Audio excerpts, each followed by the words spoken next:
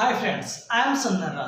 आज हम बात करेंगे फार्माकोलॉजी चैप्टर में कि सल्फोनामाइड जो ड्रग्स है वो क्या है, उसके मैकेनिज्म क्या है, उसके एडवर्स इफेक्ट क्या क्या है और उसको क्या क्या चीज में यूज करते हैं जिसके बारे में बात करेंगे। फिर हम बात करेंगे कॉटिमेक्साजोल के बारे में कि उसका क्या क्या मैकेनिज्म है, उसके क्या क्या फंक्शन है, क्या वो वर्क करता है, उसके यूजेस क्या क्या है और वो किस तरह से एडवर्स इफेक्ट करते हैं, हम लोग को किस तरह से हार्मफुल होते हैं, जिसके बारे में आज हम बात करेंगे। फिर हम बात करेंगे क्विनिनोल्स के बारे में, हम बात करेंगे कि क्विनिनोल्स हैं वो क्या, उसका मैकेनिज्म क्या है, उसका यूजेस क्या क्या है, उसका एडवर्स इफेक्ट क्या है, ये सभी के बारे में हम बात करेंगे।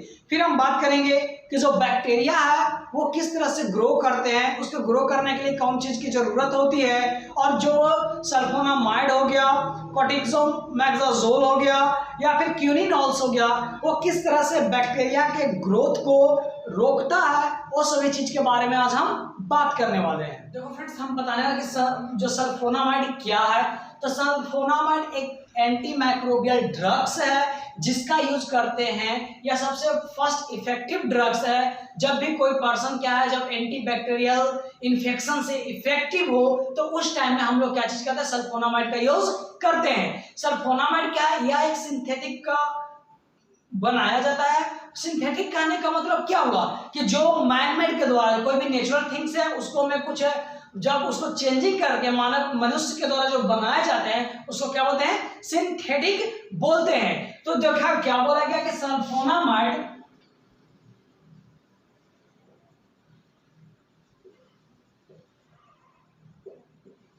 देखो फ्रेंड्स, सल्फोनामाइड किसी बुक में F लिखा गया तो किसी बुक में PH लिखा गया, ठीक। तो इसमें कोई भी कंफ्यूजन नहीं होना, बस नाम क्या सल्फोनामाइड है। तो सल्फोनामाइड क्या है, यह एक anti microbial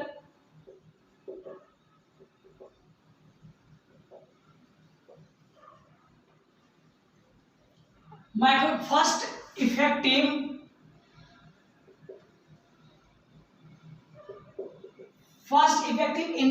anti microbial drugs है जिसको हम कब यूज करते हैं, जब भी कोई पर्सन इफेक्टिव हो किस चीज से, एंटी बैक्टीरियल से।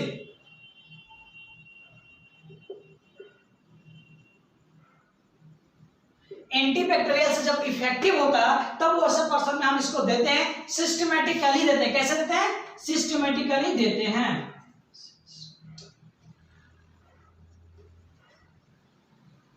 सिस्टमेटिकली देते हैं। और यह एक कैसा है, यह एक सिंथेटिक कंपाउंड है। कैसा कंपाउंड है, सिंथेटिक कंपाउंड है,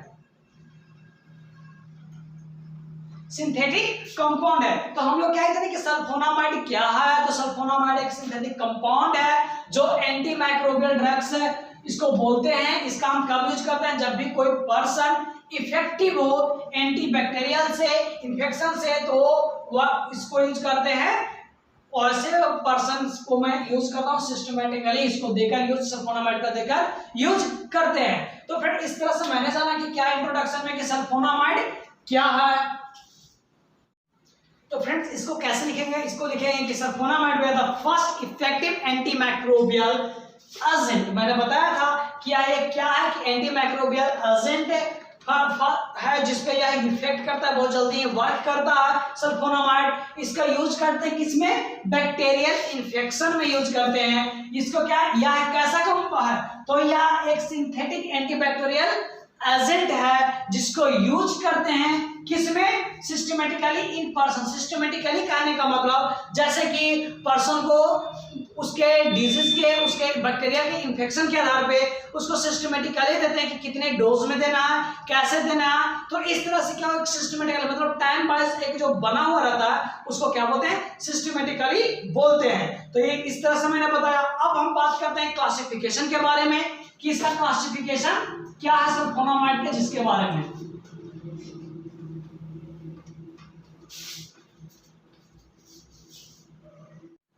फ्रेंड्स अभी हम बात करने वाले क्लासिफिकेशन के बारे में कि क्लासिफिकेशन के सल्फोनामाइड के क्या है। तो सल्फोनामाइड के क्लासिफिकेशन में एक क्या हो गया, सिस्टमैटिक एक्टिंग एजेंट। मतलब सिस्टमैटिक के बारे में मैंने बात किया था कि जैसे कि कोई बैक्टीरियल एंटीबैक्टीरियल इन्फेक्शन है तो उसके इन्फेक्शन के आधार पर देते हैं कि नहीं कितने टाइम के लिए देंगे। शॉर्ट टाइम का मतलब इन्फेक्शन कम है तो शॉर्ट टाइम के लिए ड्रग्स देंगे, अगर थोड़ा सा ज्यादा है तो इंटरमीडिएट टाइम के लिए देंगे, अगर उससे भी ज्यादा है तो लॉन्ग टाइम के लिए देंगे। तो ये क्या बोले कि जब इन्फेक्शन है उसके आधार पे यह दिया जाता है। तो सिस्टमेटिक आप जान गए। फिर बात किए लोकल एक्टिंग एजेंट के बारे में। तो लोकल एक्टिंग एजेंट में क्या हो गया, जैसे सल्फासिटामाइड, फिर हो गया सिल्वर सल्फाडाइजीन, और ये क्या हो गया मेफानाइड हो गया। तो हम लोग देखें कि लोकल एक्टिंग एजेंट में कौन कौन से ड्रग्स आते हैं, तो सल्फासिटामाइड, दूसरा क्या होगा सिल्वर सल्फाडाइजीन, और तीसरा क्या हो गया मेफेनाइड हो गया। फिर बात करते हैं कि अदर्स में, तो अदर्स में क्या होता था सल्फासालाजीन। सल्फासालाजीन क्या है कि यह बोथ दोनों सिस्टमेटिक और लोकल एक्टिंग दोनों तरह से यह वर्क करता है। कौन कौन,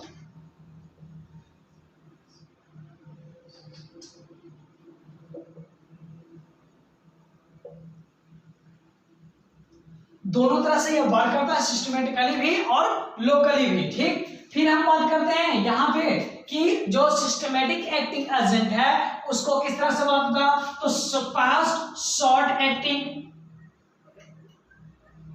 यह कितना होता है 4 से 8 आवर्स तक ही यह इसका वर्क करता है, इन्फेक्शन से बचाता है।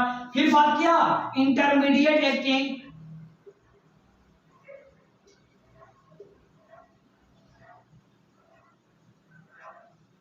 कितना रहेगा इसका 8 से 12 आवर,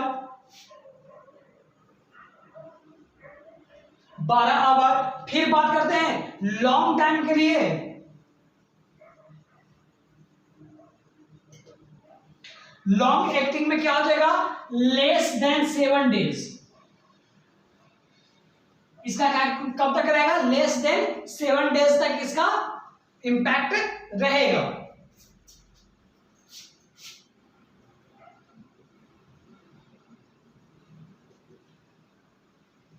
इसमें कौन कौन आता है सल्फाडाइजीन और सल्फासोक्साजेल।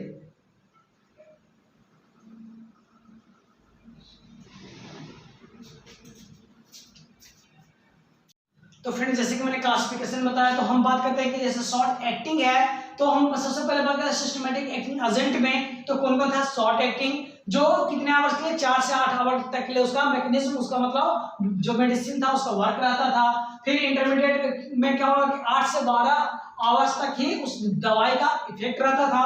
उसी तरह से लॉन्ग टर्म के लिए 7 डेज तक ही उसका क्या रहता था, उसका जो वर्क रहता था, एक्शन रहता था, जो मतलब मिनिमम 7 डेज से कम तक ही उसका एक्शन रहता था। फिर बात करते हैं कि शॉर्ट एक्टिंग में कौन कौन सा आता है, तो सल्फाडाइजीन आता है, और कौन सा आता है सल्फासोक्साजोल आता है, सल्फासोक्साजोल आता है। ठीक, कोई दिक्कत नहीं। फिर इंटरमीडिएट में आते हैं कि कौन सा आता है सल्फामिथाजोल, और लॉन्ग टर्म में कौन सा आता है सल्फाडोक्साजीन आता है। अब हम बात करेंगे फ्रेंड्स की बैक्टीरिया के बारे में कि बैक्टीरिया किस तरह से ग्रो करता है, उसके बारे में बात करेंगे। तो फ्रेंड्स सल्फोनामाइड के मैकेनिज्म, उसके वर्क के एक्शन के बारे में जानने से पहले हम लोग को सबसे पहले जानना पड़ेगा कि बैक्टीरिया क्या, जो सल्फोनामाइड है वो कहाँ यूज होता है, एंटी बैक्टीरियल इन्फेक्शन के लिए यूज किया जाता है। तो सबसे पहले जानना पड़ेगा कि जो बैक्टीरिया है वो किस तरह से ग्रो कर रहा है, किस तरह से वो मल्टीप्लिकेशन करता है, जिसके बारे में जानते हैं। या फिर बैक्टीरिया के जो मल्टीप्लिकेशन है उसके लिए कौन कौन से जो कंपाउंड है जो यूज मतलब जरूरत होती है, उसके बारे में पहले सबसे पहले बैक्टीरिया के मैकेनिज्म के बारे में जानना है। तो फ्रेंड्स सबसे पहले जाने कि कोई जो बैक्टीरिया है उसके ग्रोथ के लिए न्यूक्लिक एसिड की जरूरत होती है। न्यूक्लिक एसिड कहने का मतलब आरएनए या फिर डीएनए, ये हो गया आरएनए या फिर डीएनए, ये दोनों में से कोई एक चीज का होना जरूरी है। तो यहां पे क्या बोला है कि para amino benzoic acid is a precursor of folic acid which is essential for the growth and multiplication of many bacteria। बोला गया क्या कि जो पारा जो अमीनो बेंजोइक एसिड है वो क्या करता है, जो फोलिक एसिड को क्या करता है प्रिकॉशन करता है, फोलिक एसिड को बचाता है, जो क्या है यह बैक्टीरिया के मल्टीप्लिकेशन ग्रोथ ये सब के लिए क्या होता है बहुत ही मल्टीप्लिकेशन के लिए यह बहुत ही जरूरी होता है। वैसे तो फ्रेंड्स फॉलिक एसिड क्या है, तो फॉलिक एसिड है जो बैक्टीरिया है जो क्या करता है अपने आप खुद ही सिंथेसाइज करता है। यह क्या करता है फॉलिक एसिड या न्यूक्लिक एसिड को फॉर्म करने में, आरएनए या डीएनए बनने में हेल्प करता है। तो सबसे पहले क्या होता है कि जो हमारा फॉलिक एसिड है वो कहां से, पारा अमीनो बेंजोइक एसिड से क्या करता है, वह जो वहां से निकलता है फॉलिक एसिड, किसके हेल्प से, तो बाय द हेल्प ऑफ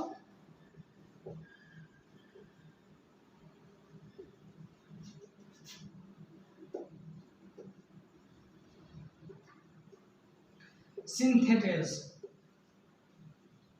देखो फ्रेंड्स कहां से, तो सबसे पहले क्या हुआ कि जो फॉलिक एसिड है वो कहां से प्राप्त किया, कहां से, पारा अमीनो बेंजोइक एसिड से वह प्राप्त किया, किसके द्वारा, तो एंजाइम फॉलिक एसिड सिंथेसेज के एंजाइम के द्वारा क्या क्या प्राप्त करता है, और फिर क्या चीज का, न्यूक्लिक एसिड का फॉर्मेशन करता है, और फिर ये जो बैक्टीरिया है वो ग्रो करता है। तो फ्रेंड्स अब इस बैक्टीरिया के इन्फेक्शन को रोकने के लिए क्या करेंगे, या तो बैक्टीरिया को ही डेड कर दो, या फिर उसमें जो न्यूक्लिक एसिड का जो फॉर्मेशन हो रहा है उसी को क्या कर दो, रिड्यूस कर दो, जिसके कारण वो ग्रोथ कर ही नहीं पाए। तो जो हम लोग सल्फोनामाइड पढ़ रहे थे, सल्फोनामाइड क्या है कि एक तरह का जस्ट लाइक इसी के स्ट्रक्चर की तरह ही सेम है। तो इस तरह से फ्रेंड्स मैंने देखा कि बैक्टीरिया का ग्रोथ कैसे हो रहा है, कि जब फॉलिक एसिड का क्या हो रहा फॉर्मेशन हो रहा था, जिसके कारण का न्यूक्लिक एसिड बन रहे थे। न्यूक्लिक एसिड कहने का मतलब क्या, आरएनए और डीएनए। हम लोग जानते हैं कोई भी सेल को डेवलप करके आरएनए और डीएनए वो होता है सेल के अंदर। तो क्या हुआ कि जब आरएनए डीएनए का फॉर्मेशन या फिर दोनों में से कोई का हुआ नहीं, तो क्या हुआ, नहीं ग्रो किया। लेकिन क्या हो जो हमारे, तो इसीलिए जब हम क्या करेंगे, जब फॉलिक एसिड का हम डिफिशियंसी कर देंगे, मतलब कमी कर देंगे, तो क्या होगा, ऑटोमेटिक बैक्टीरिया का ग्रोथ नहीं होगा, मतलब बैक्टीरिया का डिफिशियंसी हो जाएगा, मतलब वो ग्रो नहीं कर पाएगा। तो इस तरह से हम स्टॉप कर सकते हैं। ठीक, अब हम बात करें कि हमारे जो ह्यूमन बॉडी है उसमें जो क्या है, यह क्यों नहीं अफेक्ट करता है, तो बिकॉज हम लोग क्या, जो फॉलिक एसिड है उसको क्या हम लोग खुद सिंथेसाइज नहीं करते हैं, बल्कि हम बैक्टीरिया में देख रहे थे कि फॉलिक एसिड क्या वो लोग खुद सिंथेसाइज कर रहे थे। लेकिन इसमें क्या है, जो फॉलिक एसिड है ह्यूमन बींग्स में वो खुद सिंथेसाइज नहीं होते, बल्कि हम लोग एक सप्लीमेंट, एक डाइट के रूप में हम लोग इसको यूज करते हैं। अब हम बात करते हैं कि सल्फोनामाइड किस तरह से वर्क करता है। तो क्या है, सल्फोनामाइड जो है जो सिमिलर होता है, जो पावा स्ट्रक्चर था उसके सिमिलर होता है। पावा मतलब क्या बोलते हैं कि पारा अमीनो बेंजोइक एसिड जो था उससे क्या हो रहा था, जो फॉलिक एसिड है वहां से मिल रहे थे, फॉलिक एसिड क्या कर रहा था, किसके द्वारा, जो एंजाइम्स था फॉलिक एसिड सिंथेसिस, उससे वह फॉलिक एसिड मिल रहा था, और जो फॉलिक एसिड क्या कर रहा था, जो न्यूक्लिक एसिड का फॉर्मेशन कर रहा था, यानी आरएनए और डीएनए फॉर्म कर रहा था। ठीक, तो यहाँ पे क्या हुआ कि जो सल्फोनामाइड है वो स्ट्रक्चरली सिमिलर होता है, किसके, पावा के, पारा अमीनो बेंजोइक एसिड के जस्ट सिमिलर होता है। लेकिन यह क्या करता है, इनहिबिट करता है, या फॉलिक एसिड को नहीं बनने देता है, या फिर जो एंजाइम्स रिलीज होता है उसको क्या करता है, नहीं ग्रो करने देता है, जिसके कारण क्या होता है, जो बैक्टीरिया है उसका ग्रोथ नहीं हो पाता है, या फिर मल्टीप्लिकेशन नहीं हो पाता है। इसी को क्या बोलते हैं, बैक्टीरियोस्टैटिक की तरह यह वर्क करता है। तो जहां पे यहाँ पे लिखा गया फ्रेंड्स क्या, कि sulfonamide being structurally to the PABA, हम क्या बोले कि स्ट्रक्चरली पावा की तरह सेम होता है, comparatively inhibit synthesis of enzyme, क्या बोलेगा कि जो एंजाइम है सिंथेसिस करता है उसको क्या कहता है, रोकता है, इनहिबिट करता है, और आल्सो क्या कहता है, या फॉर्मेशन ऑफ फॉलिक एसिड, जो फॉलिक एसिड का जो फॉर्मेशन हो रहा था उसको क्या कर रहा है, इनहिबिट कर दे रहा है, स्टॉप कर दे रहा है, प्रिवेंट कर रहा है, कोई भी वर्ड बोल सकते हो। तो जिसके कारण क्या होता है कि बैक्टीरिया का जो प्रोडक्शन है वो क्या होता है, स्टॉप कर जाता है। तो इस चीज को क्या बोलते हैं, बैक्टीरियोस्टैटिक इफेक्ट बोलते हैं, उस चीज को रोक दे रहा है। फिर बात करें कि सल्फोनामाइड कहाँ पे यूज नहीं करता, यूज होता है कि जहां पे वर्क नहीं करता है, कि वो ऐसे प्लेस पे जहां पे पास का फॉर्मेशन हो रहा हो, टिश्यूज ब्रेक डाउन कर रहा हो, तो वैसे प्लेस पे क्या होता है, जो सल्फोनामाइड है वो वर्क नहीं कर पाता है, क्योंकि वहां पे बहुत ज्यादा मात्रा में पावा मतलब पारा अमीनो बेंजोइक एसिड पाया जाता है। पारा अमीनो बेंजोइक एसिड क्या है, या तो हेल्प कर रहा था फॉलिक एसिड बनाने में, अगर जब वहीं पर ज्यादा क्या है, इसका ज्यादा मात्रा में है तो क्या वो कभी भी स्टॉप कर पाएगा सल्फोनामाइड को? नहीं, क्योंकि सल्फोनामाइड क्या एक स्ट्रक्चर, सिंगल स्ट्रक्चर था जो क्या कर रहा था, उसको जो फोलिक एसिड इंक्रीज कर रहा था या फिर जो एंजाइम्स रिलीज हो रहा था उसको इनहिबिट कर रहा था। तो जिसके कारण क्या होता है कि बैक्टीरिया ग्रो नहीं कर रहा था। लेकिन जहाँ पे पस का फॉर्मेशन होता हो, जहाँ पे टिश्यूज वगैरह ब्रेक डाउन हो रहा है, वहाँ पे क्या ज्यादा मात्रा में पावर है। पावर मतलब पारो अमीनो बेंजोइक एसिड। कोई दिक्कत यहाँ तक नहीं। तो इस तरह से जो मैकेनिज्म देखा मैंने, उसके बारे में मैंने बात किया कि जो सल्फोनामाइड है वो क्या है। सो फ्रेंड्स, यहाँ तक सबको समझ में आएगा। तो इसको ज़्यादा से ज़्यादा शेयर करें और हमारे चैनल्स को सब्सक्राइब करें ताकि ज़्यादा लोगों तक पहुँच पाए और हमारे इस चैनल्स के बारे में, इस एजुकेशन के बारे में जाने। So please share friends. अब हम बात करने वाले हैं फार्माकोकाइनेटिक्स के बारे में कि सल्फोनामाइड का फार्माकोकाइनेटिक्स क्या है, जिसके बारे में बात करेंगे। तो बेसिकली फ्रेंड्स, जो ये ड्रग्स है वो गट के थ्रू अब्जॉर्ब होता है। यह क्या करता है, जो प्लाज्मा प्रोटीन है ये उसके साथ क्या हो जाता है, जो देखो यहाँ प्लाज्मा बॉन्ड करता है, उसके साथ जुड़ जाता है। तो इस तरह से, या फिर क्या बोला कि ये क्या है ना, जो हमारे जैसे बोला है कि जो देखो sulphonamide are the well absorb from the gut, they are bond to the plasma protein, particularly albumin। जो प्लाज्मा प्रोटीन है उसमें जो पर्टिकुलर जो अल्बुमिन है उसके साथ क्या करता है, बॉन्ड कर जाता है, जुट जाता है। तो यह कहाँ एब्जॉर्ब होता है, तो यह गट में एब्जॉर्ब होता है। यहाँ तक कोई देखा है। जो सल्फोनामाइड है वो क्या होता है, डिस्ट्रीब्यूटेड ऑल टिश्यू, जितने भी टिश्यूज है वो शरीर में क्या होता है, डिस्ट्रीब्यूटेड रहता है। क्योंकि यह क्या करता है, विद इंक्लूडिंग CSF मतलब सेरेब्रोस्पाइनल जो फ्लूइड है उसमें भी क्या हो जाता है, डिस्ट्रीब्यूटेड हो जाते हैं। फिर तीसरा बात क्या कि they cross the placental barrier and reach to the foetal circulation. जो सल्फोनामाइड है वो कहाँ पहुंच जाता है, प्लेसेंटल बैरियर होता है, उसको भी क्या कर जाता है, क्रॉस कर जाता है और यह रिच फीटल सर्कुलेशन में पहुंच जाता है। तो फ्रेंड्स, मैं आगे में बताऊंगा कि जो एडवांस इफेक्ट में क्या किया, क्या कहते हैं, इसको सल्फोनामाइड को प्रेगनेंसी में और फिर जो बच्चा इन्फेंट है उसमें नहीं दिया जाता, उसमें यह कंट्राइंडिकेटेड या फिर रिस्ट्रिक्टेड बोल सकते हो कि उसमें यह देना मना कर दिया गया। तो क्यों, क्योंकि यह प्लेसेंटल बैरियर को क्या कर रहा है, क्रॉस कर जा रहा है, तो इसलिए सल्फोनामाइड को नहीं दिया जाता। तो इसके बारे में आगे डिस्कस करूंगा। फिर बोला गया कि they are the metabolized in the liver mainly. जो देख रहे हो जो सल्फोनामाइड है वो कहाँ मेटाबॉलाइज होता है, लीवर में ही सिर्फ मेटाबॉलाइज, मेनली ज्यादातर लीवर में मेटाबॉलाइज होता है। तो फ्रेंड्स, हम लोग जाने कि यह कहाँ एब्जॉर्ब होता है, तो गट में एब्जॉर्ब होता है। जो हमारा प्लाज्मा प्रोटीन है उसके साथ बॉन्ड कर जाता है, या फिर जो अल्बुमिन है उसके साथ बॉन्ड कर जाता है। ये तो जाने। फिर हम लोग जाने कि सल्फोनामाइड है ये हमारे पूरे टिश्यूज में डिस्ट्रीब्यूटेड हो जाता है। और खास ये भी क्या है, सेरेब्रोस्पाइनल फ्लूइड है, इसमें भी जाके क्या हो जाता है, डिस्ट्रीब्यूटेड हो जाता है।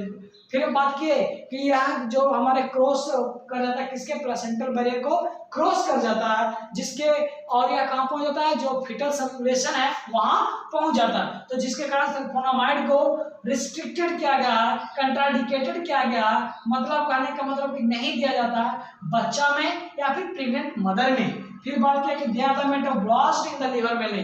जो इस सल्फोनामाइड है इसका मेटाबॉलाइज कहाँ होता है, लीवर में होता है। तो फ्रेंड्स, अभी हम बताने वाले हैं एडवर्स इफेक्ट के बारे में कि सल्फोनामाइड के कारण कौन कौन से एडवर्स इफेक्ट होते हैं, उसके बारे में मैं बात करने वाला हूँ। तो क्या होता है फ्रेंड्स, जैसे कि मेटाबॉलिज्म होगा सल्फोनामाइड का, तो क्या हुआ, जो उसका जो प्रोडक्ट है वो क्या होता है, जो यूरिन में क्या होता है, नहीं सोल्यूबल हो पाता है, जिसके कारण डिफरेंट टाइप्स की बीमारियां होती है। जैसे कि बोला है कि the acetylated product of the sulfonamide, जो सल्फोनामाइड का एसिलेटेड प्रोडक्ट है वो क्या होता है, पुअरली सोल्यूबल, वो मतलब बहुत ही कम मात्रा में सोल्यूबल होता है यूरिन में, जिसके कारण क्या चीज हो जाता है, क्रिस्टलचूरिया हो जाता है, मतलब यूरिन में क्रिस्टल का फॉर्मेशन हो जाना। फिर हेमासूरिया मतलब टॉयलेट पेशाब वगैरह करते वक्त में क्या होता है, उसमें जलन महसूस होना, पेन करना, तो ये सब उसको क्या बोलते हैं, हेमासूरिया बोलते हैं। और obstruction to the urinary tract, और क्या होता है, जो सल्फोनामाइड के कारण क्या ऑब्स्ट्रक्शन क्रिएट हो जाते हैं हमारे यूरिनरी ट्रैक्ट में। जैसे फ्रेंड्स क्या हुआ कि जो एसिटाइलेशन ऑफ प्रोडक्ट, जो सल्फोनामाइड का जो प्रोडक्ट था वो क्या हुआ, पुअरली मतलब अच्छे से सोलूबल नहीं हो पाया यूरिन के थ्रू, तो क्या बाहर सही से नहीं निकल पाया।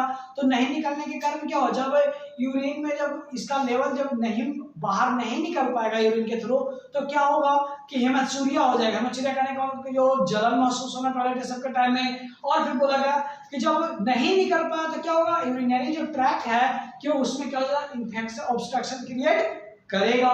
फिर बोला गया कि एलर्जिक रिएक्शन कर सकता है सल्फोनामाइड। कैसा कैसा कि produce a range of hyper sensitivity reaction, मतलब अनडिजायरेबल जो रिएक्शन हो जाते हैं उसको क्या बोलते हैं, हाइपर सेंसिटिविटी रिएक्शन बोलते हैं। जैसे कि हाथ में रैशेज हो जाना, देखो रैशेज हो जाना, फीवर हो जाना, या फिर एनाफ्लेक्वाइड रिएक्शन। एनाफ्लेक्वाइड रिएक्शन कहने का मतलब क्या हुआ कि जो लाइफ टाइम के लिए जो रिएक्शन होता है, जैसे कि किसी को धूप से रिएक्शन है, जैसे किसी को साल्ट है, अगर साल्टी चीजें कोई ज्यादा खिला दे तब उसके कारण रिएक्शन हो जा रहे हैं, या फिर किसी को मिल्क ऐसे क्या होता है जब दोगे तब रिएक्शन होते हैं। तो जी मतलब जो लाइफ टाइम तक हमेशा के लिए उस चीज को जब भी आप दोगे तो क्या रिएक्शन होगा। तो ऐसा चीज को हम लोग क्या बोलते हैं, एनाफ्लेक्वाइड रिएक्शन बोलते हैं। फिर बोला गया कि फोटोसेंसिटिविटी रिएक्शन, मतलब फोटोसेंसिटिविटी रिएक्शन कहने का मतलब क्या हुआ कि जैसे कि सनलाइट वगैरह के कारण क्या हो सकता है, रिएक्शन होगा, उसको स्किन पे रिएक्शन हो जाता है, उसको क्या बोलते हैं, सब फोटोसेंसिटिविटी रिएक्शन बोलते हैं। फिर बोला गया रेयरली कौन सा, स्टेवेंस जॉनसन सिंड्रोम। कौन सा, स्टेवेंस जॉनसन सिंड्रोम, जो क्या होता है फेस में इस तरह से धब्बा धब्बा हो जाता है ना, जैसे मेरा स्किन है किसी का और उसमें क्या होगा, इस तरह से काला काला धब्बा हो गया। तो इस तरह से जो धब्बा जम जाता है उसको क्या बोलते हैं, जो स्किन के कलर से हल्का और डार्क हो जाता है, जो पार्ट पार्ट में यहाँ पे है ऐसे जो यहाँ, मतलब इस तरह से जो पार्ट पार्ट अलग अलग एक रीजन में हो जाता है वैसे को क्या बोलते हैं, स्टेवेंस जॉनसन सिंड्रोम बोलते हैं। फिर लास्ट में बोला गया क्या चीज हो सकता है, एनोरेक्सिया हो सकता है, भूख के साथ नहीं आने की समस्या हो सकती है, नोजिया हो सकता है, और एब्डोमिनल रीजन में क्या हो सकता है, पेन कर सकते हैं। फिर बात किया गया लास्टली कि sulphonamide contracted by in pregnancy and in infants. मैंने बताया था उसी टाइम में कि सल्फोनामाइड को प्रेगनेंसी और इन्फेंट्स में नहीं दिया जाता है, क्योंकि क्या होता है कि सल्फोनामाइड क्या कहता है, जो पावा के स्टेम में उसके तरह से स्ट्रक्चर होता है, लेकिन यह क्या कहता है, जो फॉलिक एसिड है उसको सिंथेसिस नहीं होने जाता है, उसके एंजाइम को नहीं निकलने देता है। तो क्या करता है कि जब नहीं होगा तो क्या होगा, जो बेबी का अच्छे से ग्रोथ नहीं हो पाएगा। तो इसलिए क्या कहेगा, सल्फोनामाइड का ये सब क्या है, एडवर्स इफेक्ट है जो मैंने बताया।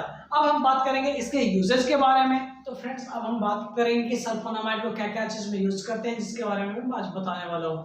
तो क्या बोला कि सबसे पहले हम यूज करते हैं यूटीआई में, मतलब जो हमारे यूटीआई है उसमें हम लोग इसका यूरिनरी ट्रैक्ट इन्फेक्शन है उसमें हम इसका यूज करते हैं। दूसरा नोकरार्डियोसिस में यूज करते हैं। फिर टॉक्सोप्लाज्मोसिस में यूज करते हैं। थर्ड रियूमेटिक फीवर होता है उसमें भी हम यूज करते हैं। मलेरिया में, ट्रेकोमा में, या फिर एंक्लोजिंग कंजक्टिवाइटिस में, या फिर प्रोफिलैक्टिक्स यूज में हम लोग यूज करते हैं, या ये फिर बोल सकते हो इन्फ्लामेटरी बाउल डिजीज में यूज करते हैं, या फिर अल्सरेटिव कोलाइटिस में यूज करते हैं। तो फ्रेंड्स हम बात करते हैं कि कैसे यूज करेंगे, ये सभी के बारे में हम अगले लेक्चर में बताऊंगा।